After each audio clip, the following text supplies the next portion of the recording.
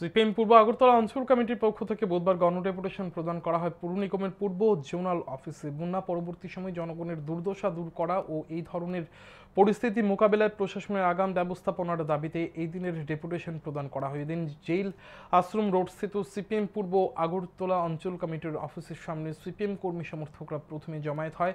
সেখান থেকে মিছিল করে সিপিএম কর্মী সমর্থকরা আশ্রম চৌমুহনী স্থিত পুর নিগমের পূর্ব জোনাল অফিসের সামনে যায়। সেখান থেকে এক প্রতিনিধি দল পুর নিগমের পূর্ব জোনাল অফিসে গিয়ে সহকারী কমিশনার প্রণয় দাসের নিকট ডেপুটেশন প্রদান করে।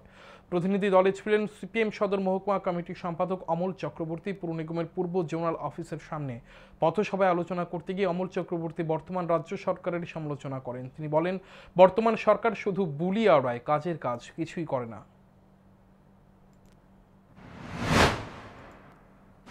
বুলি আওড়ানো কাজটা সরকারের, বুলি আওড়ানো কাজটা। আরেকজন মুখ্যমন্ত্রী তো বলেছিল ওই বরমুড়ায় বাদ দেবে, আগরতলায় জল আটকে যাবে, আগরতলায় আর জল ঢুকবে না, আগরতলায় নাকি নৌকা দিয়ে আর চলতে হবে না।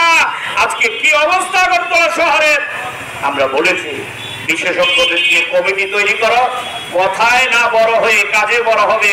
আপনারা জানেন আমরা ছোটকালে পড়েছি, আর এই সরকারটা হচ্ছে শুধু কথার ফুলঝুরি, কথা ছাড়া তাদের আর কিছু নেই।